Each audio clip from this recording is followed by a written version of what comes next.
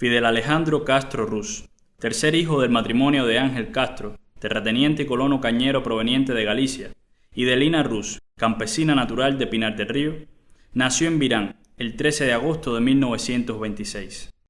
A los 4 años de edad, inició sus estudios en la escuela pública rural de su pueblo natal, continuando la enseñanza primaria en los colegios católicos privados de La Salle y Dolores, en la ciudad de Santiago de Cuba. Se graduó como bachiller en letras en junio de 1945, en el Colegio de Belén, en La Habana. Yo me imagino al comandante Niño muy activo, muy intrépido, yendo a los barracones de haitianos. Nunca fue un individuo aislado de los pobres y de los trabajadores. Matriculó en las carreras de Derecho, Ciencias Sociales y Derecho Diplomático en la Universidad de La Habana, donde de inmediato se vinculó a la lucha política. Fue miembro destacado de diversas organizaciones estudiantiles progresistas y antiimperialistas. Organizó y participó en varios actos de protesta y denuncia contra la situación política y social en el país. En marzo de 1949, encabeza una protesta frente a la misión diplomática de Estados Unidos, muestra de la indignación por el irrespeto que profesaron marines norteamericanos al héroe nacional José Martí. Él no aguantaba basura. Sí. Era un rebelde contra lo mal hecho. Para mí es un fenómeno social. Fidel se graduó como doctor en Derecho Civil y licenciado en Derecho Diplomático en 1950, dedicándose fundamentalmente a la defensa de personas humildes.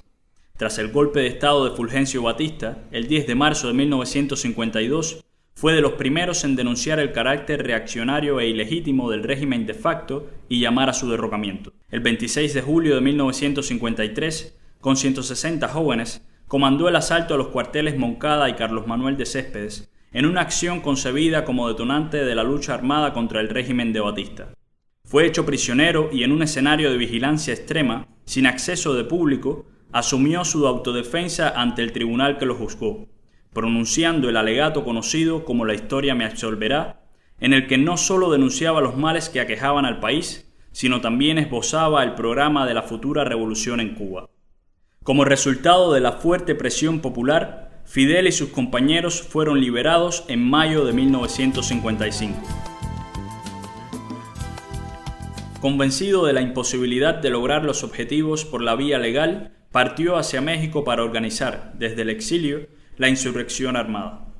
Concentró grandes esfuerzos en la organización y preparación de las acciones, así como en la difusión de las ideas y propósitos del movimiento 26 de julio.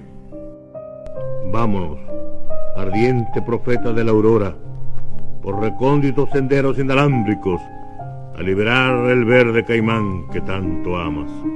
Durante el año 1956, Fidel, Raúl, Juan Manuel Márquez, Ernesto Che Guevara, Camilo Cienfuegos y otros destacados revolucionarios desarrollaron fuertes jornadas de entrenamiento en México, siendo detenidos por la policía de ese país. Tras ser liberados, se aceleró la conspiración revolucionaria. Compraron el yate Granma y zarparon hacia Cuba en la madrugada del 25 de noviembre de 1956 desde el río Tuxpan, con 82 combatientes a bordo, una edad promedio de 27 años y el pensamiento: ¿seremos libres o seremos mártires? El 2 de diciembre desembarcaron en Playa Las Coloradas, costa suroccidental de la antigua provincia de Oriente, bajo la hostilidad de las fuerzas batistianas. El 5 de diciembre, en Alegría de Pío, sufren el primer revés. Los revolucionarios fueron diezmados, varios caen detenidos durante la persecución y muchos son asesinados en el acto. Gracias a la valiosa cooperación de los campesinos, Fidel se encuentra con Raúl en Cinco Palmas y reagrupa las fuerzas revolucionarias. Parte a la Sierra Maestra para continuar desde allí la lucha. El 17 de enero de 1957 dirigió la primera acción armada contra el ejército de Batista en el cuartel de La Plata, obteniendo su primera victoria y consolidando al incipiente ejército rebelde. Derrotando afrentas con la frente, plena de martianas estrellas insurrectas, juremos lograr el triunfo o encontrar la muerte. Como comandante en jefe, dirigió la acción militar y la lucha revolucionaria de las fuerzas rebeldes y del movimiento 26 de julio durante los 25 meses de guerra. Lo que Fidel creó en la Sierra Maestra es una escuela de sentimiento a la patria, de qué era la patria, porque nosotros los campesinos no sabíamos lo que era la patria. Y eso trajo consigo lo que es una verdadera revolución social. Y Fidel fue el gran profesor. Tras la contundente derrota de las tropas élites de la tiranía, al amanecer del 1 de enero de 1959, Fidel enfrentó, con una huelga general revolucionaria, acatada por todos los trabajadores, el golpe de Estado en la capital de la República promovido por el gobierno de Estados Unidos. Entró victorioso ese día en Santiago de Cuba y, encabezando la histórica Caravana de la Libertad, arribó a La Habana el 8 de enero. Con el triunfo de la Revolución cubana, el comandante en jefe Fidel Castro se coloca al frente de la organización y preparación de su pueblo, en defensa del sueño de libertad y soberanía que comenzaba a construirse.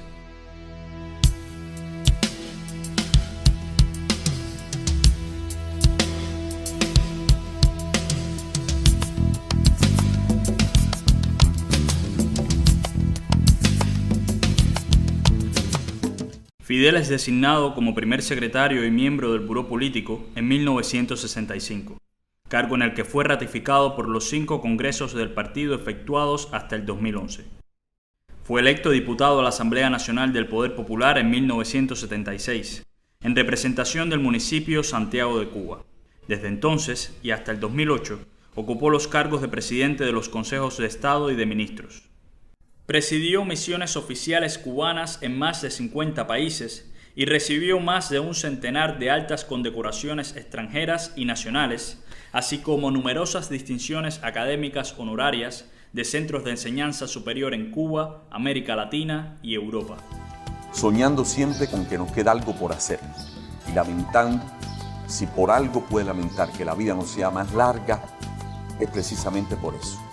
Por su inmensa, por su enorme capacidad de soñar y de creer en eso que Martí definió en 2 palabras, en el mejoramiento humano y en la utilidad de la virtud. La cooperación y el internacionalismo fueron pilares de su gestión. Dirigió estratégicamente la participación de combatientes cubanos en misiones internacionalistas. Impulsó los programas integrales de asistencia y colaboración cubana en materia de salud en numerosos países de África, América Latina y el Caribe. La creación en la isla de la Escuela Latinoamericana de Medicina y de la Escuela Internacional de Educación Física y Deporte, entre otras posibilidades de estudio para jóvenes del tercer mundo. Promovió, a escala mundial, la batalla contra el orden económico internacional vigente, en particular contra la deuda externa, el despilfarro de recursos en la industria militar y la globalización neoliberal. Asimismo, fue incansable promotor de la unidad y la integración de Latinoamérica. Creó junto al líder venezolano Hugo Chávez la Alianza Bolivariana para los Pueblos de Nuestra América, abriendo el camino de la integración que condujo, en 2011, a la fundación de la Comunidad de Estados Latinoamericanos y Caribeños, CELAC. Encabezó la acción decidida del pueblo para enfrentar los efectos del bloqueo económico, comercial y financiero de los Estados Unidos contra Cuba desde el inicio de la revolución, y el esfuerzo tenaz de los cubanos para superar las graves dificultades resultantes del llamado período especial. Aunque sea con una papa caliente y un boniato caliente, estoy contigo.